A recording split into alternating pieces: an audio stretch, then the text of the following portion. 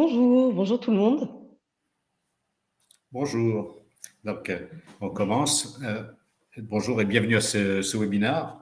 Alors, le sujet qu'on va traiter aujourd'hui, c'est l'automatisation des tests et plus précisément l'automatisation avec de l'IA, donc assistée par l'IA. Alors, nous allons passer à la diapo suivante pour présenter l'agenda. Alors, tout d'abord, qui sommes-nous? Donc, Télis, alors, c'est un cabinet que je dirige et que j'ai fondé en 97. C'est un cabinet qui est spécialisé en business analyse, gestion de projet et aussi en IA appliquée au projet IT. Alors, Sarah, tu vas exposer un petit peu les sujets logistiques. Oui, avant de démarrer, petit point là-dessus. Donc, d'abord, si vous avez des questions, n'hésitez pas à les mettre dans le chat. Alors, pour ceux qui sont peut-être pas habitués à Webikeo, c'est dans le premier onglet à droite. Et donc, vous pouvez poser vos questions et je m'occuperai de les épingler pour qu'on puisse y répondre après, enfin, juste après la présentation. Et il y a un en dessous, c'est l'onglet sondage. Et vous verrez qu'on a quelques petites questions pour vous au cours de la présentation. Donc, il faudra se rendre dans cet onglet pour y répondre. Merci, Sarah. On poursuit. Donc, l'agenda, le sommaire. On va faire un état des lieux des tests aujourd'hui, donc un bref état des lieux sur les tests et l'automatisation des tests. Ensuite, nous aborderons quelques aspects théoriques et également des réflexions, des principes. Nous enchaînerons par des démos et nous terminerons par quelques conclusions, voilà, quelques réflexions. Alors, on enchaîne justement là, donc c'est là où on va faire intervenir. Donc, c'est sur la frise du progrès, un sondage, donc pour vous amener à réfléchir donc sur la partie sur les tests et leur automatisation, les tests en général. Est-ce que vous pensez, voilà, l'être humain donc au départ marchait, après il utilise le cheval. Il arrive à aller un peu plus vite avec de la motorisation, véhicules, motos, trains, TGV, avions. Donc aujourd'hui, chacun dans ses pratiques en tant qu'individu ou en tant qu'entreprise, est-ce qu'il se situe plutôt sur les 15-30 km/h, les 50-100? Voilà, donc c'est une réflexion que je vous soumets. Est-ce que ça fait l'objet d'un sondage, Sarah? Oui, ça fait l'objet d'un sondage. Il faut juste commencer à voter, donc n'hésitez pas à voter pour dire où vous vous situez. Et donc, on a quelques minutes de sondage et après, on fait un récap, c'est ça? Oui. Déjà dire une première tendance, il y a une majorité qui est à la moto. Et après, c'est une petite courbe. Ouais, une majorité pour le moment qui est à la moto. En deuxième position, on a la marche à pied et après, un peu de cheval et un peu de voiture. Mais pour le moment, on a quand même une grosse majorité, un 60% qui est sur la moto. Il y a 14 réponses, c'est ça? Ouais. Donc, si. Et on a combien de participants? Une trentaine. Une trentaine. Donc, Je pense d'ici que ça 30 nous donne une secondes, bonne idée. ça donne déjà une bonne idée. Donc, on poursuit avec l'état des lieux.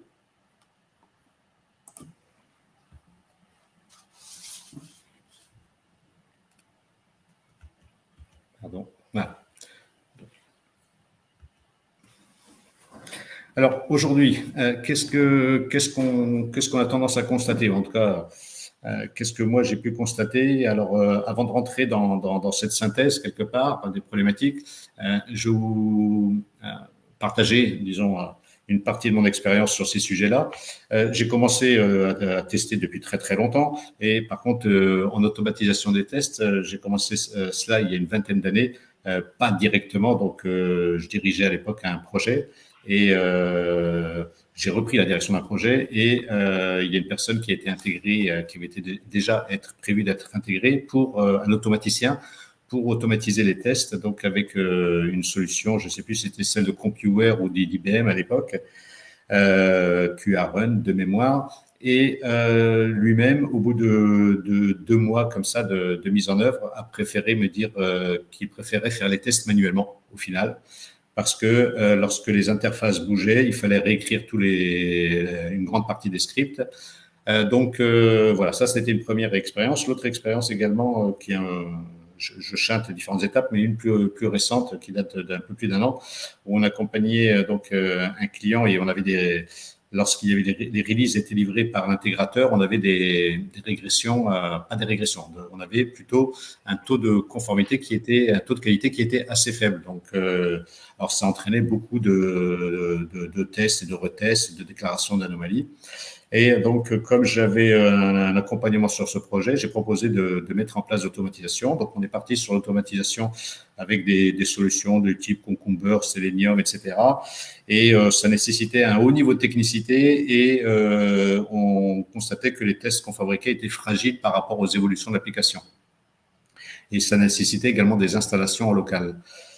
Donc tout cela avec les différentes expériences là que j'ai pu avoir, j'essaie de résumer les choses. Donc, au final, on a une problématique au départ dans la conception et la rédaction des cahiers, des cas de test, scénario test. Il y a un caractère fastidieux à les produire. Souvent, c'est fait tardivement, surtout sur les projets en cycle en V, beaucoup moins sur les projets agiles où on rédige les cas de test Gherkin, en format Gherkin au moment des user stories. Par contre, dans les projets en cycle en V, souvent les cas de test sont faits tardivement et il y a souvent une incomplétude des cas de test.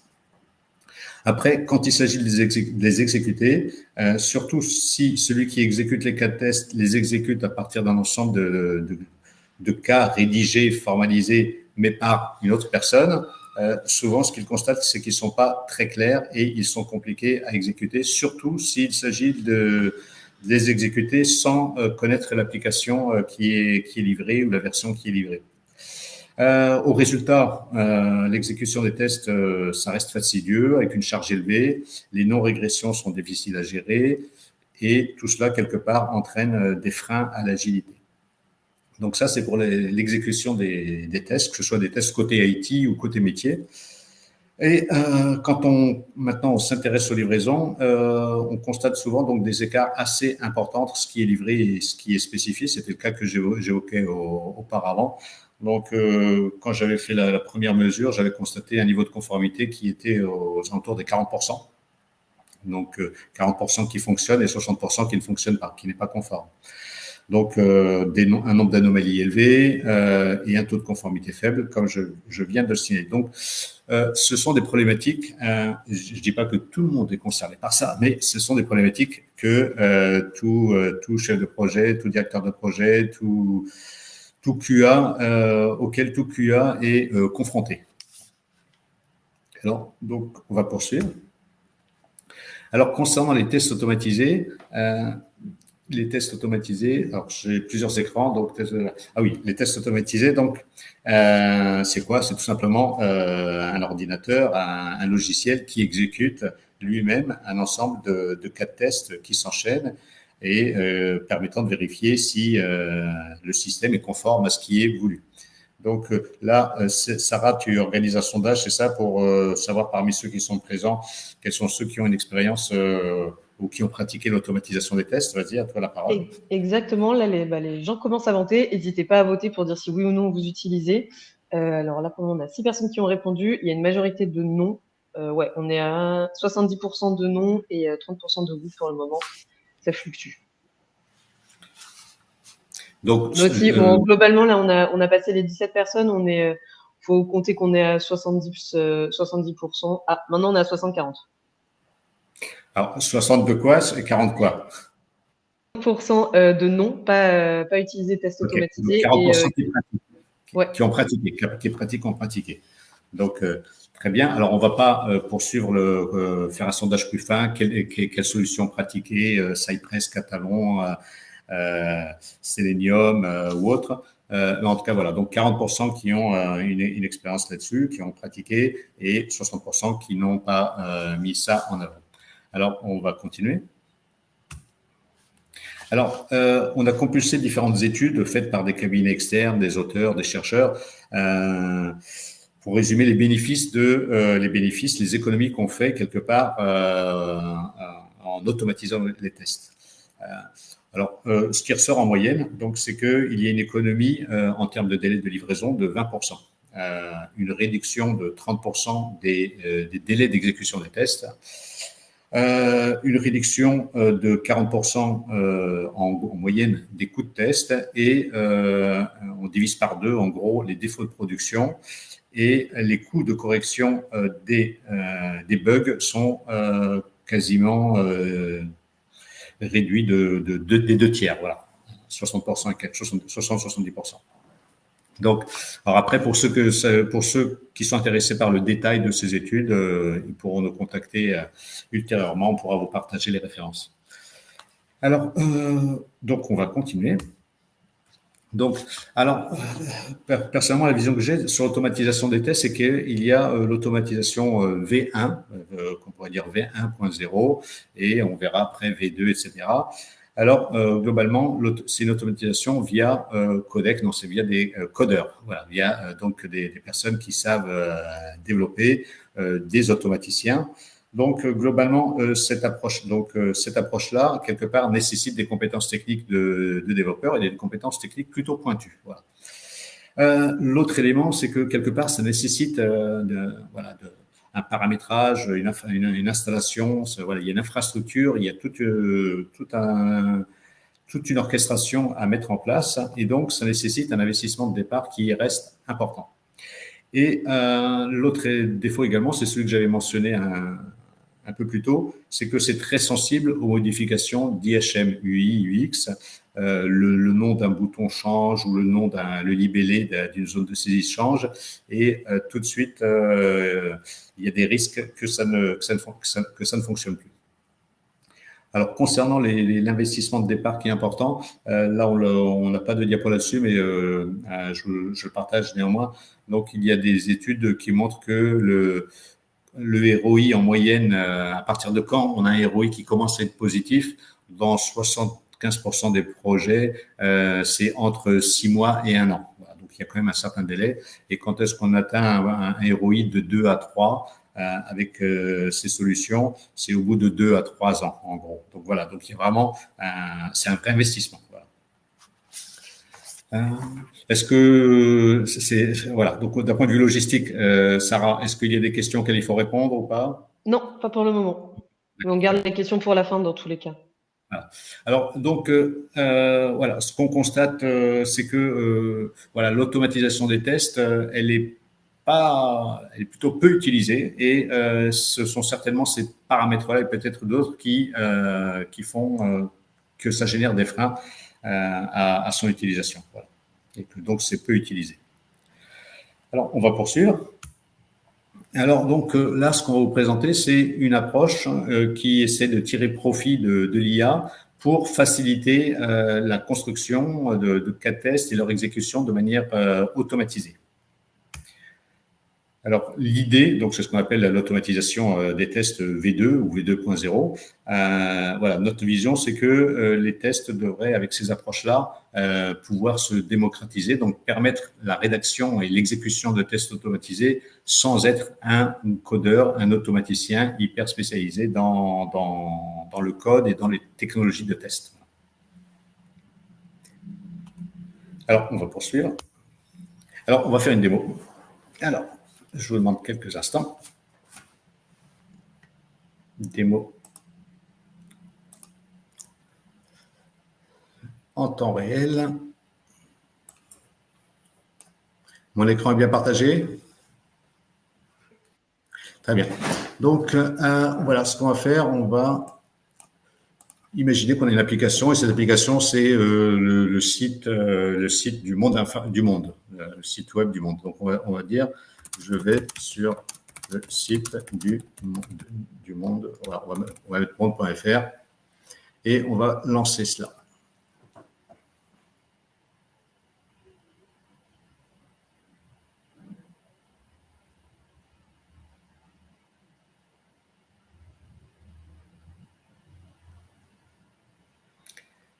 Alors, je ne comprends pas votre demande.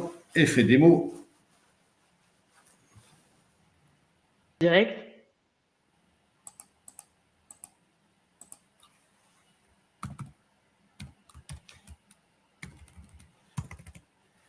On refait. Peut-être faut mettre le monde.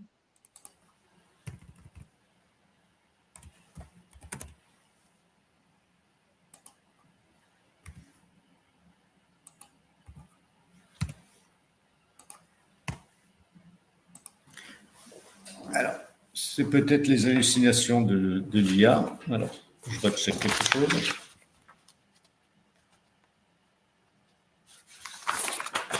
Sur.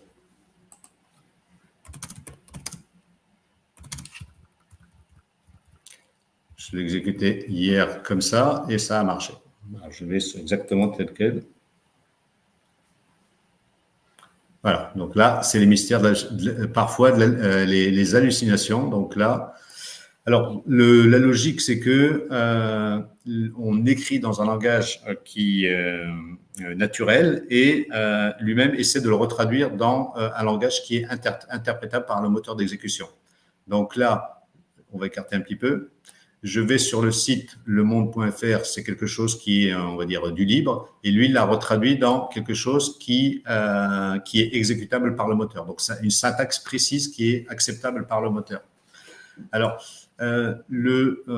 voilà, donc ça, c'est l'instruction d'origine qui est en mode libre, et ça, c'est l'instruction qui est en mode libre. Et donc, pour être passé de cette instruction-là à celle-là, il y a eu de l'usage de l'IA pour examiner, faire des recherches sur Internet, pour examiner la première page qui apparaît. Et là, donc, la page qui apparaît, on la voit ici. Donc là, ce qu'on va faire, on va dire qu'on accepte, j'accepte, je ne sais plus ce qu'il y avait écrit. Alors, on va refaire, c'est pas grave.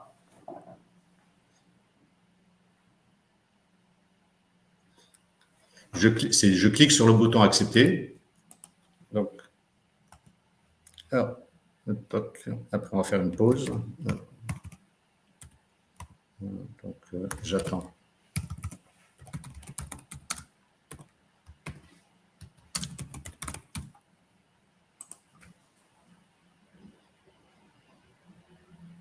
Voilà, donc il se connecte. Alors après, on pourrait aller sur s'abonner. Donc, on va essayer de regarder la page de manière plus fraîche.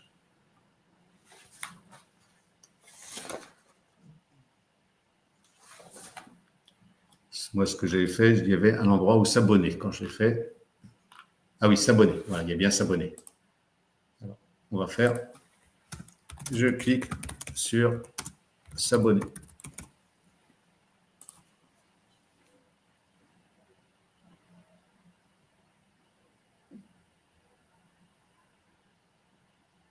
Voilà.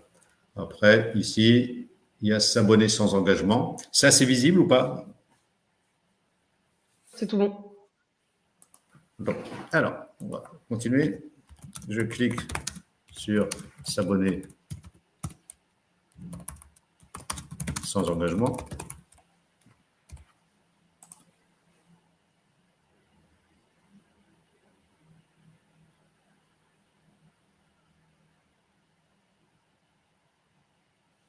Donc, un nouveau formulaire apparaît. Alors, on va continuer.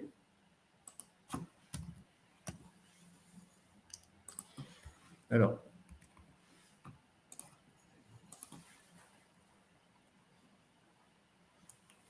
là, on donne une instruction pour lui dire rédige-moi le script qui permet de saisir les champs qui apparaissent sur le formulaire de saisie. Voilà, donc il y a tous ces champs qui apparaissent. Alors, j'en remplis, donc le premier champ, en fait, c'est... alors, je vais faire dans l'ordre. Donc, le nom. Donc, voilà, nom. Par exemple, ici, je vais mettre Toto. Hop. Titi. Il y a une liste déroulante. Je mot de passe avec passe. Voilà, je ne vais pas tout remplir. Et il a identifié des cases à cocher. Donc, on va exécuter ça juste comme ça.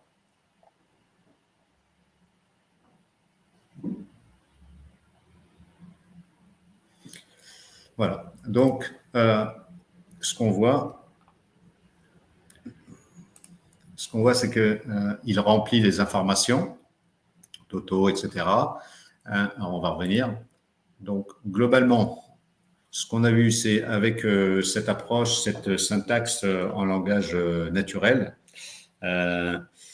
en langage naturel interprété, on va dire, on arrive à faire les actions principales qui se font sur des applications, on va dire, professionnelles qui sont à produire et à tester. Donc, la saisie d'une valeur, le clic sur un lien, sur un bouton, la sélection d'une valeur parmi une liste de valeurs.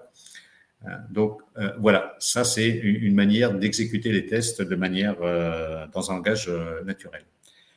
Donc, les questions, c'est pas maintenant, c'est ça, Sarah? Pour le moment. Ok, il n'y a pas de question. Donc, voilà, la logique, c'est de, comment dire, c'est tout simplement en langage naturel de rédiger les cas de test et de pouvoir les exécuter et de visualiser le déroulement directement. Donc, alors, alors, quand on procède comme ça, je vais passer à la diapo suivante.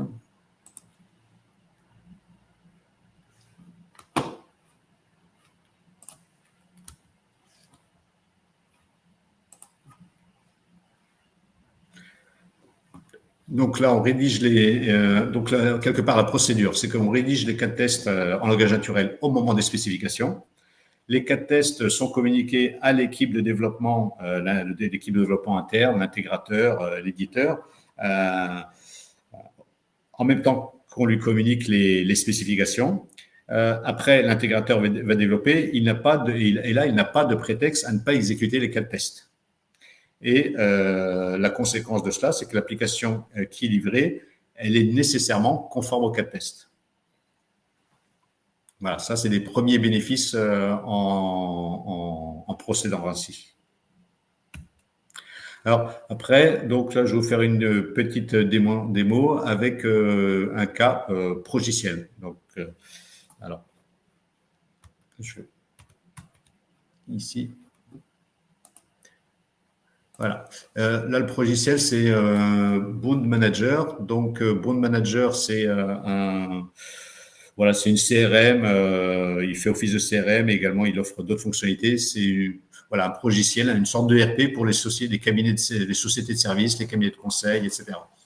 Alors, voilà, il va se connecter à l'application en utilisant mon login. Après, les éléments de mot de passe, etc., sont paramétrés dans ailleurs, voilà.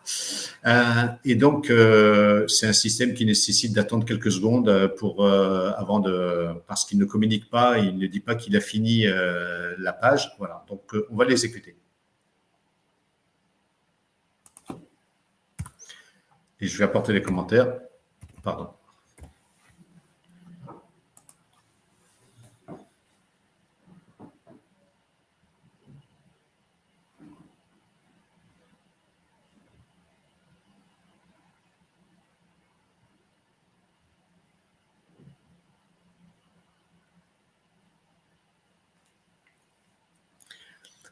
Alors, bon, je vais refaire un autre cas plutôt. Je vais mettre ici WebIKEO. Et on va refaire. Donc, on va créer la société qui s'appelle WebIKEO.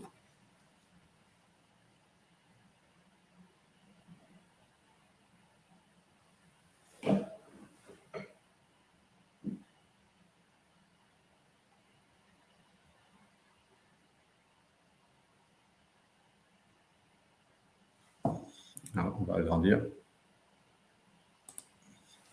Voilà, donc il a créé la société WebIKEO. Et alors, on va revenir ici. Donc, globalement, quelque part, c'est les mêmes mécaniques, c'est-à-dire que on clique, on fait des saisies, parfois on fait des sélections dans des listes box, mais globalement, dès le moment où le logiciel il est en mode web, la mécanique marche. Donc, on l'a testé, on l'a fait également sur du Salesforce. On ne l'a pas encore fait, mais on sait que ça marche sur les versions de SAP qui sont en mode web. Voilà, donc ça, c'est la démo en mode progiciel. Voilà. Alors, on va poursuivre. Alors, un autre cas d'usage, c'est en conduite du changement. Donc, quand on est en conduite du changement, il s'agit de former les utilisateurs, de les aider à comprendre l'application, etc., faciliter leur adhésion. Et l'un des usages qu'on a trouvé, c'était d'utiliser quelque part les scripts comme les scripts de test comme guide opérationnel pour réaliser une opération métier. Et l'autre élément, c'est de faciliter la réalisation de capsules vidéo et de démos. Alors, je vais prendre ici un exemple. Ah, pardon.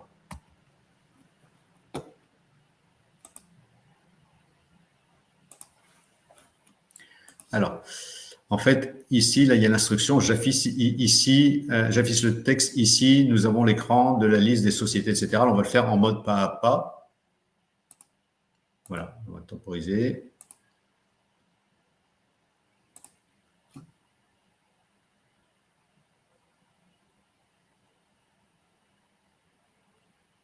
Hop, pardon, on va faire comme ça.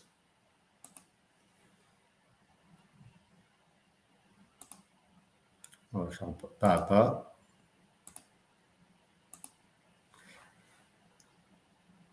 Bah, l'écran est trop grand.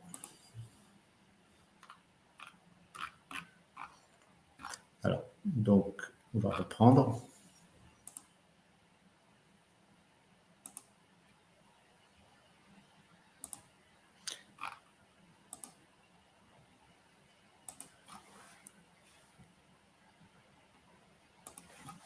On va refaire.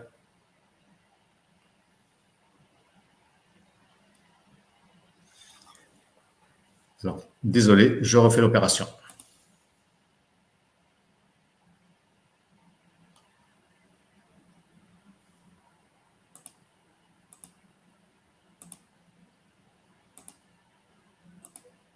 Voilà. Ici, il affiche le texte. Voilà, on lui a donné. Donc, ça permet de faire un commentaire lors de l'exécution du scénario. Donc, on peut le faire pas à pas pour faciliter les démos et faire des capsules vidéo. Donc, on fait la démo, on la met sur, on l'a fait dans le cadre d'une réunion, par exemple Teams, et on peut faire l'enregistrement. Et ça permet de fournir quelque part un guide de procédure. Voilà. Alors, on va continuer.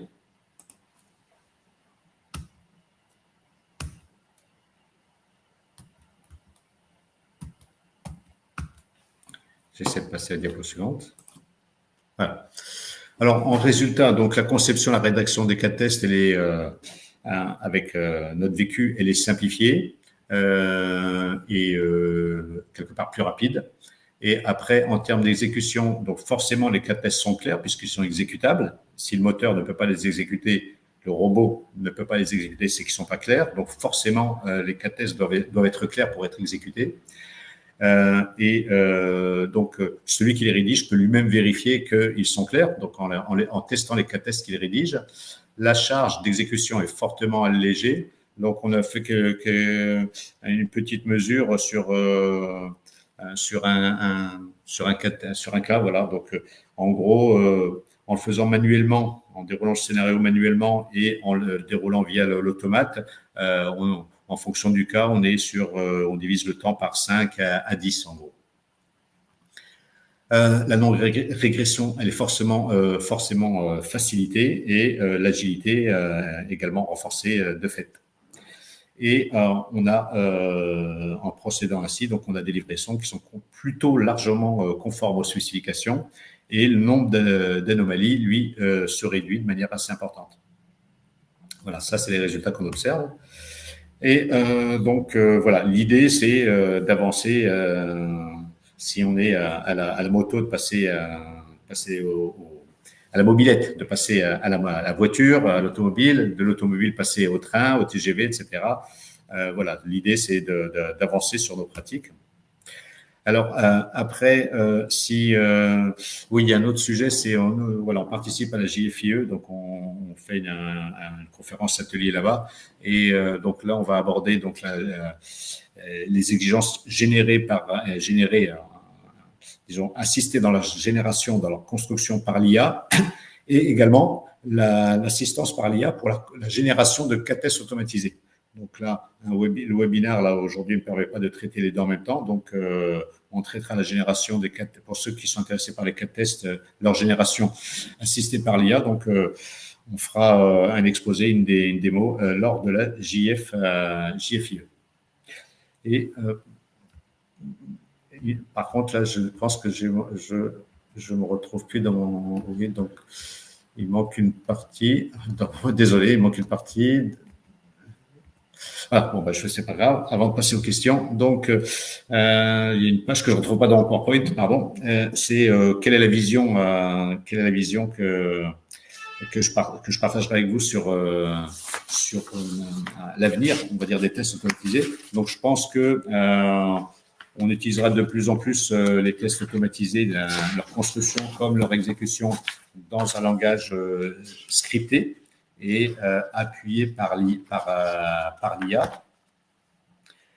Et par contre, je pense que les deux vont se combiner. C'est-à-dire qu'il y aura toujours du test automatisé via du codage et en parallèle, en complément du test automatisé, non pas via l'IA, mais du test automatisé fait avec du codage pur et du test automatisé fait avec du scripting et appuyé en langage naturel et appuyé par l'IA.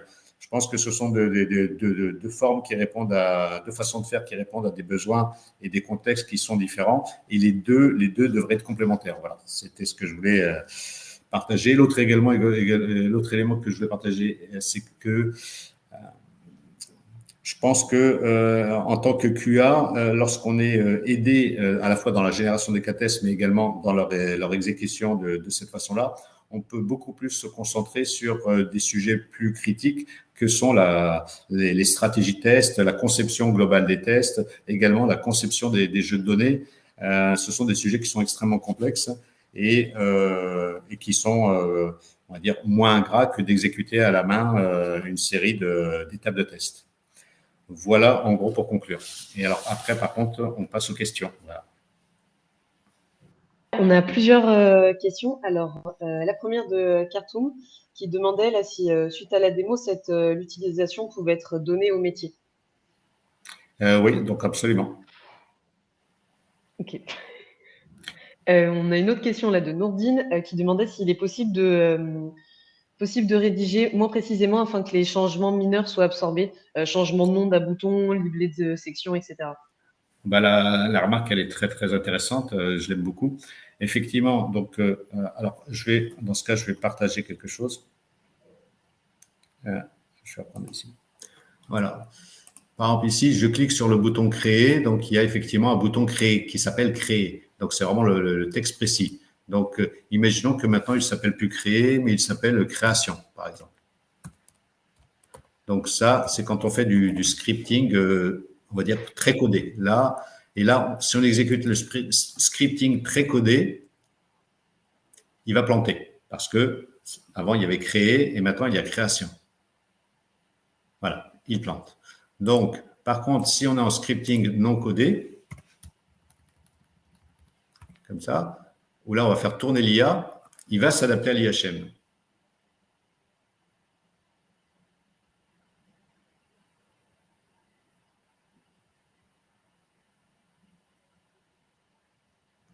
Sauf si l'IA fait des hallucinations. Parfois, elle a besoin de réfléchir.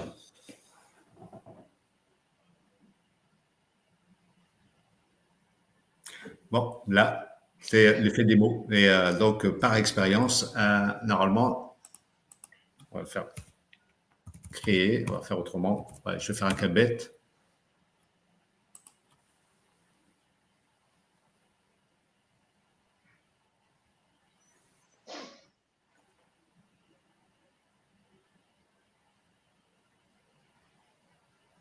Voilà, donc il a réussi à comprendre que le créer avec un S, c'est. Est-ce que ça répond à votre question? Je n'ai pas de réponse pour le chat pour le moment, mais en attendant d'avoir la réponse, on a d'autres questions. Oui. Là, c'était. Attends, pardon. J'ai pas entendu. Oui, Khartoum qui demandait est-ce qu'il y a un reporting suite au test? Alors, effectivement, donc au niveau des fonctionnalités aujourd'hui, un gros focus a été fait sur l'automatisation, l'interprétation. Donc, par exemple, là, on a vu la création qui n'a pas été acceptée. Donc, après, il faut investiguer pour comprendre, pourquoi c'est pas passé. Alors, il y a plusieurs niveaux de reporting. On va pas les détailler maintenant, mais le premier, c'est qu'il y ait une traçabilité sur les exécutions. Donc, quand est-ce que c'est passé, etc. Et après, quand c'est passé ici avec succès, c'était quel script? On va voir le détail. Voilà. Donc, je vais refermer. Donc, voilà, on a un historique, une traçabilité. Est-ce que le test est positif, négatif? Quand est-ce qu'il a été passé la dernière fois? Quels ont été les moments où il a été passé? Et après, c'est ailleurs, donc dans un autre endroit où c'est en cours de construction, donc les fonctions sont en cours de construction, c'est le reporting, donc fournir des tableaux de bord avec des KPI, pourcentage de tests passés, pourcentage de OK, et ainsi de suite. Top. Une autre question qui demandait, est-ce que ça permet de faire des montées de charge? Alors, je ne sais pas ce que ça veut dire montée de charge. S'il s'agit de faire des tests de performance, des tests de charge, donc là non, c'est pas fait pour ça. Là, c'est fait pour faire du test fonctionnel. Tester est-ce que 50 utilisateurs peuvent se connecter en même temps et que on ait des temps de réponse de moins d'une seconde. C'est pas fait pour ça. Non. Top. Il y a une autre question là de Mathieu qui demandait quel est l'outil utilisé, quel est son mode de licence et quel moteur IA est utilisé. Alors, je connais pas tout. Voilà. Tu peux reposer les questions. Donc, le moteur d'IA, alors ce que je peux dire, c'est que c'est hébergé, comment dire, ça fait pas appel à du chat GPT ou des choses comme ça. C'est hébergé sur une machine avec ses processeurs NVIDIA en France, en Corrèze. On a plusieurs moteurs donc d'IA qu'on utilise, plus des réseaux de neurones. Donc, je pense que aujourd'hui, le moteur qui est utilisé, ça doit être Llama, version 2, 3, je sais pas exactement. Moi, je fais pas de développement, donc j'ai pas le détail de l'architecture technique. Après, voilà, je sais pas ce que je peux dire d'autre. Et l'outil utilisé, juste pour répondre. Il y avait licence. Oui. Donc, on est en train de travailler là, donc, sur le sujet des licences, et donc on devrait être prêt sur ces aspects tarifaires. Donc, pour la fin, au plus tard, la fin de cette année, on aura tous les éléments. Voilà. Oui.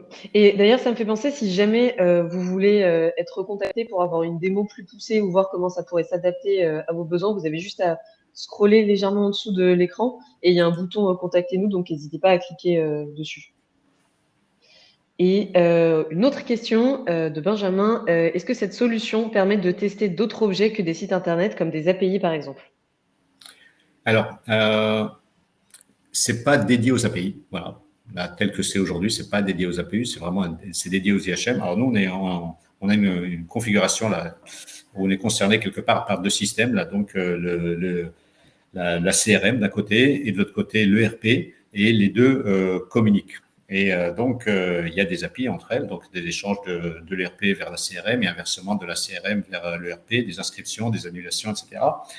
Et là, on n'a pas mis en place de choses techniques, voilà, des techniques liées aux API. Donc, c'est ce qu'on fait là, donc du test process de bout en bout, c'est-à-dire que on lance l'activation de la CRM, on fait l'enregistrement, l'enregistrement du contrat, des inscriptions, etc.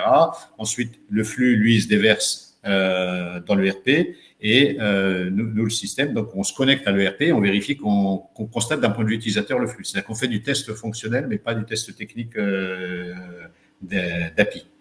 Alors, ça ne veut pas dire qu'on ne va pas travailler sur ce sujet l'année prochaine, mais pour l'instant, on n'a pas fait un travail spécifique sur les API. Voilà.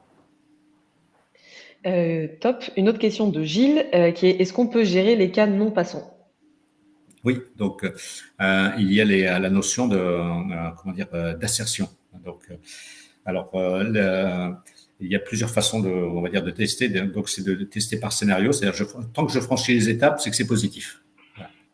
Donc, après, pour les tests non passants, et même pour les tests passants, parfois, c'est franchir les étapes et constater des choses à une étape donnée. C'est ce qu'on appelle une assertion. Donc, on constate, après avoir fait ça, qu'on voit ça, qu'on a telle chose dans la liste, qu'on a tel bouton qui apparaît, etc. Donc, ce sont les assertions. Et on utilise les assertions également pour les tests non passants. Donc, si il y a telle action ou telle saisie qui est faite, on s'attend à ce qu'il y ait un message d'erreur, donc qui apparaît, une pop-up ou autre. Et donc là, c'est une assertion qui veut dire est-ce que je vois bien le message d'erreur? Ok. Et une autre question de Essoana qui est est-ce qu'il y a une limitation par rapport au secteur d'activité? Alors donc là, je vois pas je vois pas, non, je vois pas. Donc je vois pas, non. Ok, top. Une autre question là de Patrice, c'est peut-on mettre en place des points de contrôle dans les scripts, vérifier qu'un objet est présent dans l'écran, qu'une donnée est bien valorisée, etc., pour leur donner Oui, de la valeur ajoutée? oui, donc ça, c'est les assertions. Donc à un moment du script, on peut dire assert, est-ce que je constate bien ça? Alors la syntaxe exacte, je ne la connais pas par cœur, j'utilise toujours l'aide en ligne s'il y a besoin. Voilà. Ok, top. Et une question de Léa qui est est-ce que les données sont stockées en France? Oui, donc c'est en Corrèze. Ok, top. Je vois pas d'autres questions. Ah si. Ah, un merci de Patrice. Ok, top. Je vois pas d'autres questions pour le moment. Il nous reste 3 minutes. Je pense que si jamais vous avez d'autres questions qui vous viennent, vous pouvez cliquer là sur demander à être contacté. On vous enverra un mail comme ça. Si vous avez d'autres questions, on pourra y répondre ou si vous voulez une démo, on pourra en faire. On mettra à disposition les slides là d'ici quelques heures sur Webikeo. Et sinon, merci à tous. Ben, merci également. Merci pour votre participation. Merci pour vos questions qui sont précises, nettes. Et merci à toi, Sarah, pour l'orchestration. Merci. Merci à tous. Bon appétit. Au revoir. Au revoir.